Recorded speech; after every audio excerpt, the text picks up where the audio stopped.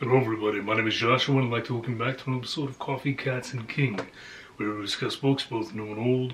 I will share with you pictures of my cats who make you wish they were your cats, and I'm drinking enough coffee for me and everybody watching. If you missed my last video, yes, I've lost my hair. It is what it is. I'm hoping to gain it back as quickly as possible. Yeah, so take a moment to laugh, and then basically I'm here with a more of a bi-weekly wrap-up than a weekly wrap-up, but it's just to catch up on the time that I missed.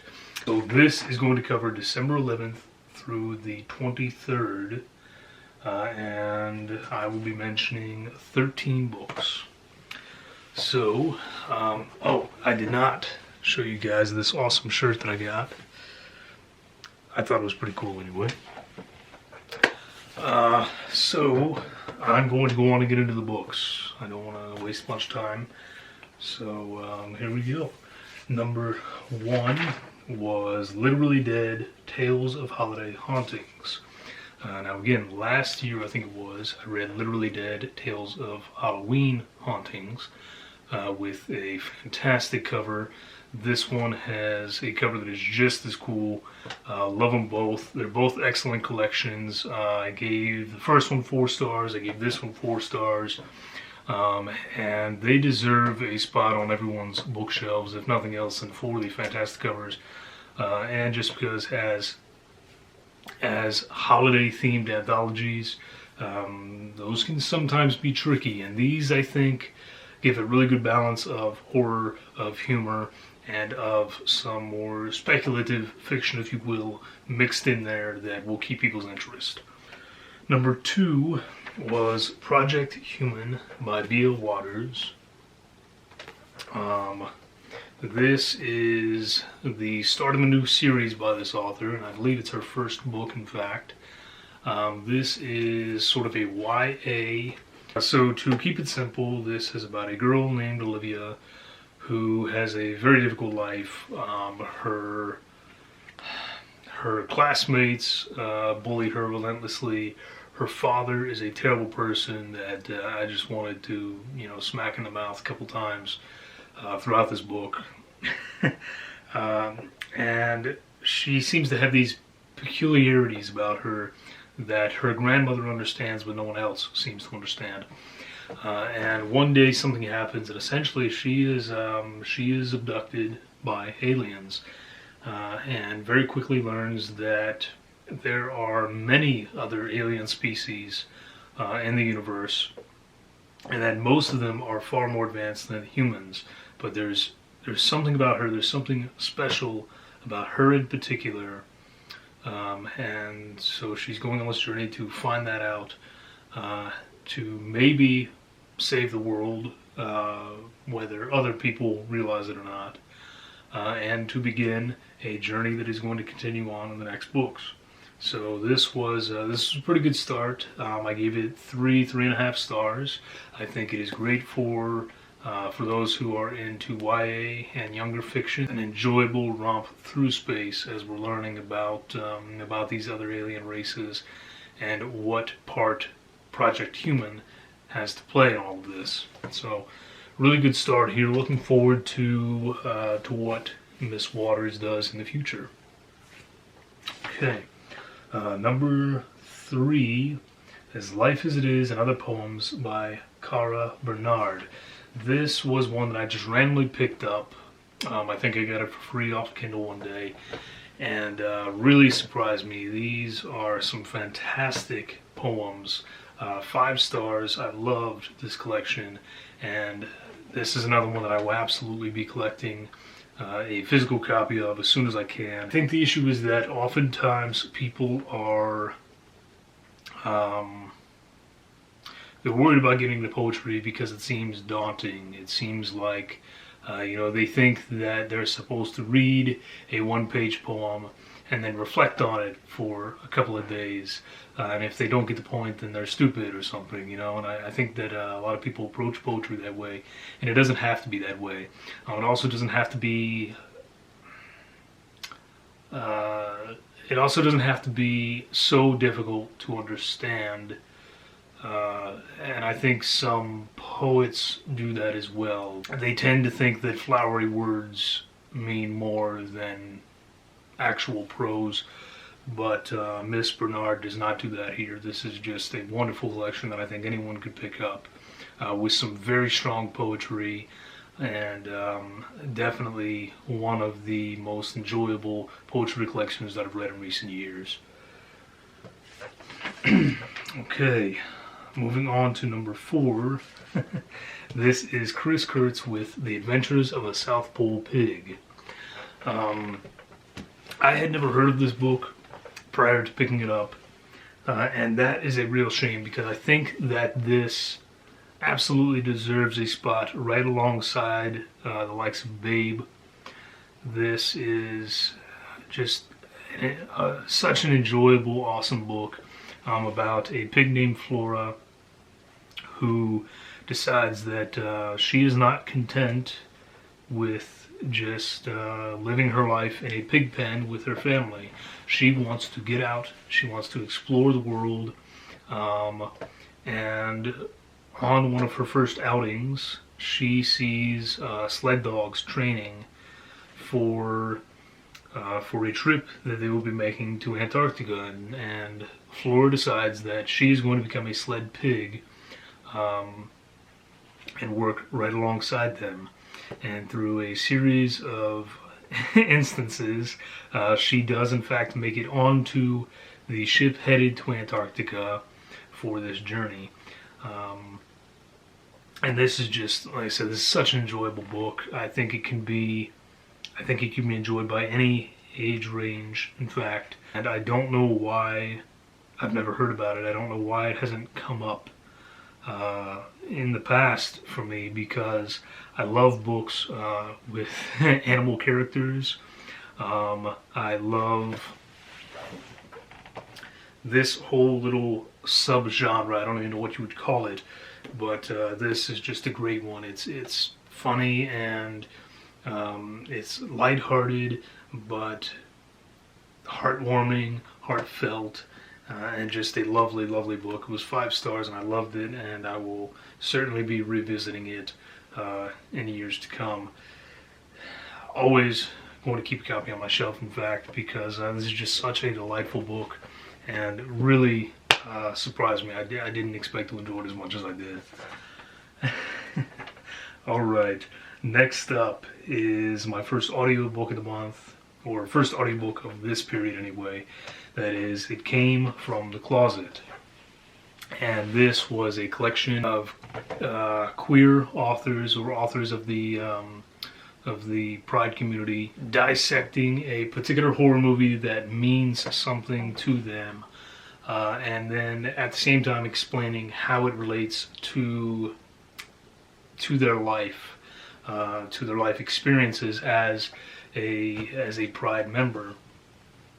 And it was extremely fascinating to gain perspective on movies, on horror movies that I've watched 1,000 times, but now I feel like I'm seeing them in a totally different light, in a way that I never would have thought of some of these movies in the way that these folks bring them up.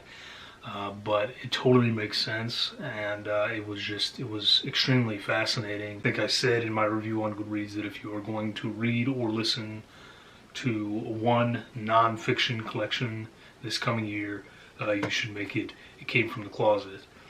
Fantastic. Again, another one that I'll be getting a physical copy of, and this is one where I highly suggest the audiobook as well, because it was very well done, and I thought that it really brought something to the experience. Number 6 was Saint Mick, My Journey from Hardcore Legend to Santa's Jolly Elf by Mick Foley. So as a wee one, I enjoyed WWE, WWF for a time anyway.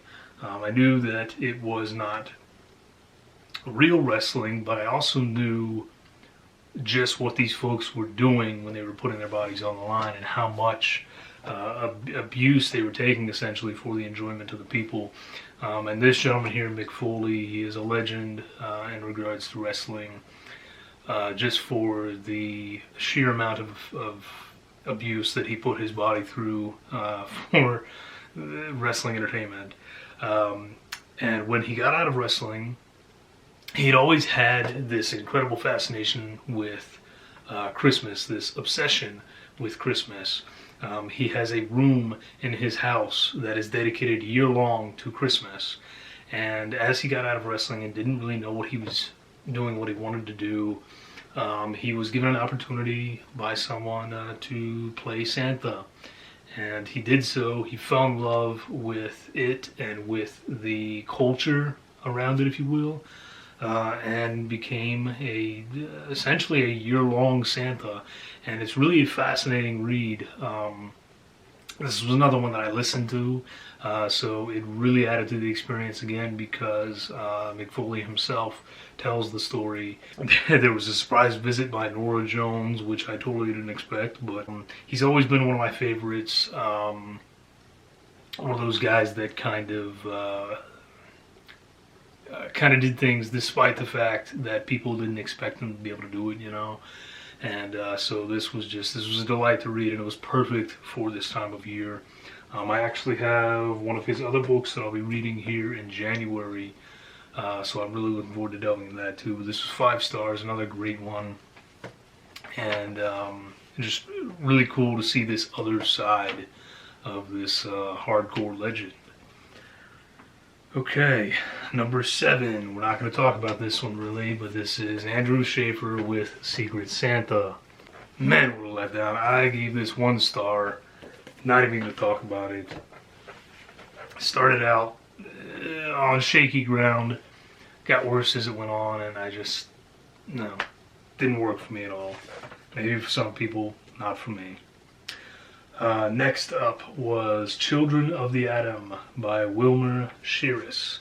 Now this was an ebook gifted to me by dear friend there, Mr. Troy Tradup, fellow booktuber and literary extraordinaire with a couple of his own books up here. This is one that he saw the cover and said, hey, this looks like a book that Josh would enjoy, and so thank you, Troy. I appreciate that. This is a science fiction from, it's an older one. I think it's from maybe 58 or so. And what's interesting about this, and what he may not have realized, is that supposedly Stan Lee actually read this way back in the day and took some inspiration from this when he created the X-Men. Now, this book has nothing to do with people gaining superpowers or anything like that. Basically, there was an event where something went wrong in a nuclear power plant. There was an explosion, and a lot of people died because of the fallout in the coming years. Some of those people, however, had children, and those that had children, these children seemed to somehow indirectly, because of this, become mutants in a way, where they had IQs that were just totally off the charts. At age 8, they were writing books and speaking 12 languages, but the majority of them hid it from those around them because they were smart enough to realize that people do not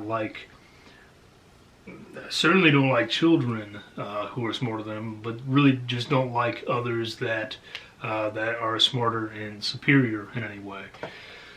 So this psychiatrist realizes this, and the book is kind of set up. I think it was actually written as 5 different stories, and this is them being put together. So the initial is just him meeting this first child, slowly realizing what's going on with him and offering him an out, offering him a way to be himself for the first time in his life. And then from there they work together to bring other children into the fold. Um, this was an interesting book in that there's really not a lot of action or a lot that happens, so to speak.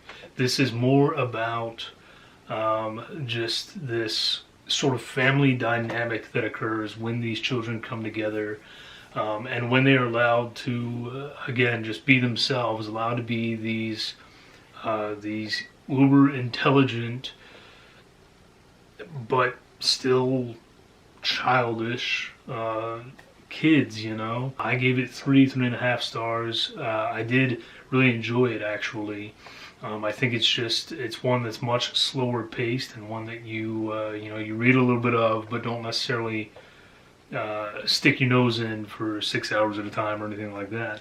It's a shorter read, but a very enjoyable read. And once again, Troy, I really appreciate you sending me that ebook copy there.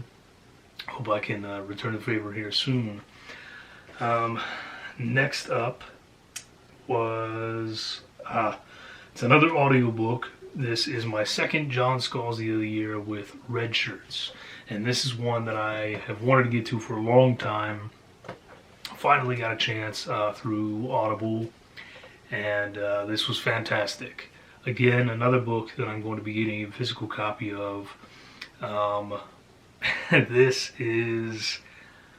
This book is crazy, and I don't want to say anything to spoil any of it. Basically, I'll just say check out the synopsis on Goodreads, and it gives you a great idea of whether this book is going to be for you or not. Personally, I loved it. Some of you out there are going to, read the first 40 pages or whatever and know it's not for you, and that's okay. But this one was great. I was totally invested from page 1 all the way through the end. Next up was Voices in the Snow by Darcy Coates.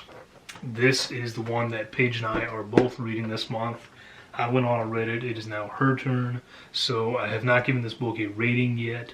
I'm waiting so that Paige can read it and we can kind of talk about it together. But know that I did read it.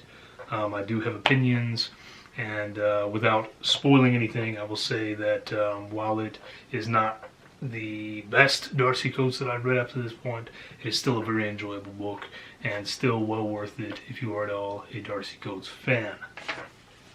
Okay, number 11 was The Season to Be Wary by Rod Serling.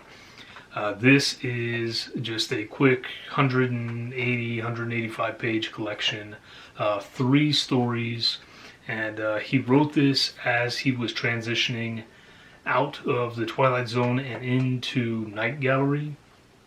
So 2 of these 3 stories became Night Gallery episodes, and this was a reminder of what an incredible writer that man was. These 3 stories are 3 of the best stories that I've read this year, and I'll say that without hesitation. This is 5 stars, absolutely. This man he will put you through the ringer in the course of a 60-page story. You will feel every emotion there is to feel. You will feel them strongly, and you will come out of it almost in a daze, in the way that a lot of us were the first time that we watched a good Twilight Zone episode, where it just it felt like it changed your perspective on things somehow in such a short time span. And this is how this collection went for me. If you only know this man as the guy who gave a quick intro to the Twilight Zone episodes, then you're really missing out. And I'll tell you, a lot of those episodes were written by him, and he went way too soon. I wish that we had another 30 or 40 years of Rod.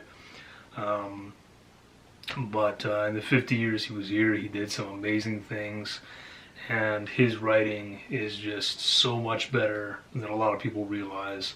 If you can find a collection of his stuff, please do yourself a favor and find it, read it, and enjoy it, because he really, really knew what he was doing. Fantastic collection there.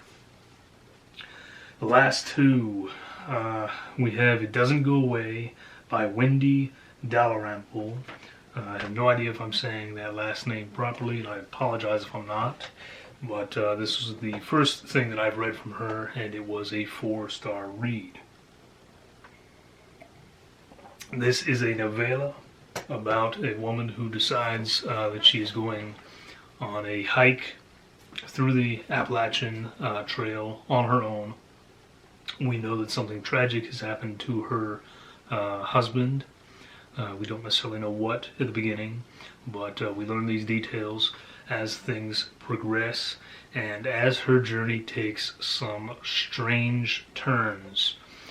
This one really kind of captivates you pretty early on, and because it's so short, it's very easy to sit down and read the whole thing at once, as I did.